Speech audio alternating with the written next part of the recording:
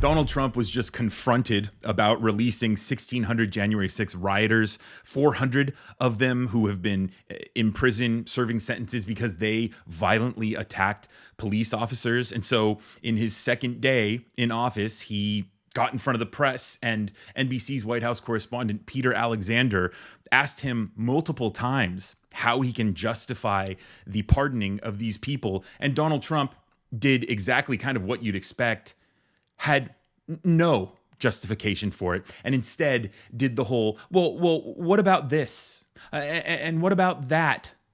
Why aren't they doing anything about this or that? Can't answer, can't justify why he released over 400 violent criminals back onto the street and 1,600 of the most extremist mega lunatics in the country. So let's watch Donald Trump go back and forth with Peter Alexander numerous times in his first time really kind of in front of the press. So be sure to like this video to help it spread and bring more people into the fold. And also be sure to subscribe to Reflect here on YouTube for more videos. Executive orders, you would agree that it's never acceptable to assault a police officer. Sure. Right? So then if I can, among those you pardoned, DJ Rodriguez, he drove a stun gun into the neck of a DC police officer who was abducted by the mob that day. He later confessed on video to the FBI and pleaded guilty for his crimes. Why does he deserve a pardon? Well, I don't know. Was it a pardon? Because we're looking at commutes and we're looking at pardons. Okay, well, we'll take a look at everything. But I can say this. Murderers today are not even charged. You have murderers that aren't charged all over. You take a look at what's gone on in Philadelphia. Take a look at what's gone on in L.A., where people murder people and they don't get charged.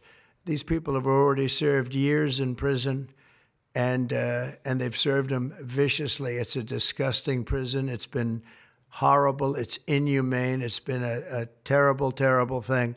I also say this. You go to Portland, where they wrapped police officers, shot police officers, nothing happened to anybody. You go to Seattle, where they took over a big chunk of the city and people died. Portland, a lot of people died. Wait a minute. And you go also, take a look at Minneapolis, because I was there and I watched it. And if I didn't bring in the National Guard, that city wouldn't even exist today. People were killed and nobody went to jail. So these people have already served a long period of time, and I made a decision to give a pardon.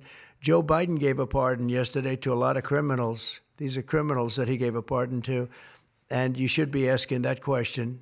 Why did he give a pardon to all of these people that committed crimes? Why did he give a pardon to the J6 Unselect Committee when they burned and destroyed all documents which showed that they did what was wrong, not me? Wait a minute. Why did they give a pardon to all of his relatives? His brother, who made millions of dollars, to all these different people, he gave pardons. That's the question you should be answering. All right, go ahead. Yeah, please. Can I just follow up really fast? Steve, can I just follow up on that really fast? No. That's enough. Go ahead. You said you will. Tell us about your meeting. Mr. President, you're a president who has long said that you back the blue, but aren't you sending the message that assaulting officers is okay with these pardons? No, the opposite. In fact, I'm going to be letting two officers from Washington Police, D.C. I believe they're from D.C., but I just approved it.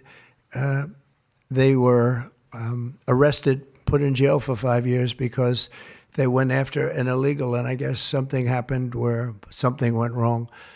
And they arrested the two officers and put them in jail for going after a criminal, a rough criminal, by the way. And I'm actually releasing. No, I am the friend of police, more than any president that's ever been in this office. More than 400 of the people that you pardoned, though, assaulted officers. So I want to ask you about the Vice President, J.D. Vance. He said, this is a week ago, he said, if you committed violence on January 6th, obviously you should not be pardoned. Why is your vice president wrong? Well, only for one reason. They've served years in jail. They should not have served, and they've served years in jail, and murderers don't even go to jail in this country. And we had 1,500. We have 16 under review. As you know, we commuted about 16 of them because it looks like they could have done things that were not acceptable for a full pardon. But these people have served years of jail, and their lives have been ruined. And in many cases, listen to me for a second. Stop interrupting. They served years in jail, and if you look at the American public is tired of it. Take a look at the election. Just look at the numbers on the election. We won this election in a landslide because the American public is tired of people like you that are just one-sided, horrible people in terms of crime. You don't talk about all the people that have been killed and what happens to those murderers. Murderers get no time. You take a look at some of these DAs. They go after political opponents, but they don't go after people that shoot people in the street. They're caught. They know where they're living. They know everything. They don't even go up to pick them up anymore. They just let them live there. They know all about it. They have their pictures. They have the tape of the shooting, and they don't even go up and you're talking about this. No, we pardoned people that were treated unbelievably poorly. In the history of our country, there's never been anything take place like this. They're still looking for them, but they're not looking for the murderers, the people that are killing everybody. We are, though, and we're getting them out of the country. We just started that. We're getting them out of the country, and they're going to be gotten out of the country fast. They came in illegally from jails and from prisons. They killed many people. Some of them killed many people. About 50% of them killed more than one person. They were released into our country. That's what we're focused on, not the kind of nonsense you're talking about. You called for a ceasefire. Donald Trump there, of course, just attacking Peter Alexander and saying that these questions are nonsense. Oh, nonsense. Donald Trump pardoning 1,600 people, 400 of which were who violently attacked police. And yet, no, he backs the blue. He backs the blue because he's going to pardon 2 police officers that Donald Trump doesn't really know what they did, but they attacked some immigrant and something went wrong, so they were serving 5-year prison sentences. Look, you and I both know how hard it is to hold police accountable in this country. So if 2 police officers were sentenced to 5-year prison sentences, it must have been bad. And so when that happens, shit's going to hit the fan because people are going to be up in arms about it. But I mean, this January 6th pardoning, this pretty much like paves the way for Donald Trump to pardon anybody who commits political violence as long as it's in his name. And this is a huge problem moving forward. Not only because we now have 1,600 of the most extreme mega lunatics out there on the streets again, some of whom were turned in by their families, and their families are terrified that they're going to be released. But now you have that kind of idea that, maybe if I go and commit a mass murder and I survive it, Donald Trump, and I do it in the name of the Trump cult, they'll reward me as a hero.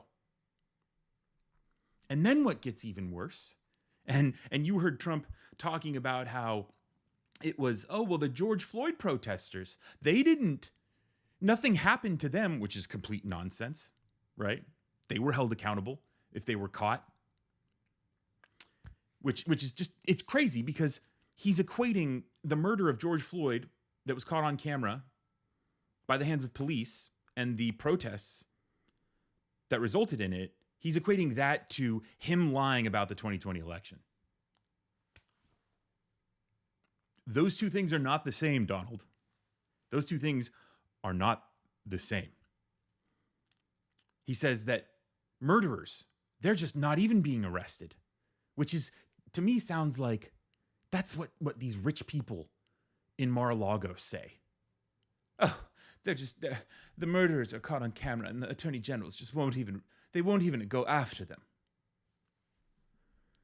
You got any evidence of that? Of murderers just running free? Again, just completely delusional here. Exactly what we expected from Donald Trump in his first couple days here. Now, let's talk about what this means for police moving forward, because that's what I'm really concerned about. The country is already in this like powder keg-like conditions, and Donald Trump is over here chucking grenades around the keg because he's cool with it blowing up. He's fine with police now getting that idea that, hey, I can go beat on a black or brown person and Daddy Donnie's gonna pardon me. Or these extreme mega January 6ers. If they commit any more acts of violence, maybe they'll get pardoned. But the police is what I'm really concerned about, because they are undoubtedly going to feel like some of the shackles have been taken off them by Donald Trump. And that's exactly what Donald Trump wants. Donald Trump wants George Floyd all over again so that he can declare martial law, and then we won't have an election. And this is the thing that's driving me crazy, is that nobody's talking about this. Nobody's talking about 2028. Donald Trump is going to do everything he can to ignite that powder keg, respond to it by declaring martial law, activating our military against our own troops, like he already tried to do during the George Floyd protests. And then he's going to say, well, I can't have an election in these circumstances. And if Congress tries to stand in the way, all these militia groups are going to have free reign to do as they please and to stand in the way to stop Congress from stopping him. And so that's where we're headed. The United States is the powder keg that Donald Trump wants to blow up so that he can remain in power for until he dies, essentially. And that's what the press needs to be talking about. We need to be shining a light on this next election and on Donald Trump's swerve towards fascism. Because, yeah, like Joe Biden warned us about the oligarchy, but that's peanuts. Peanuts in comparison to Donald Trump declaring martial law and basically sicking these militia groups on parts of the country or Congress if he wants to again. So I personally do not think I am overreacting to this. I think that is exactly the path that we're on. But let me know. Let me know what your thoughts are, what your reflections are on Donald Trump, his pardoning of the January 6ers, on his upcoming pardoning of these two police officers who did something that Donald Trump doesn't even know about against an immigrant. Let me know.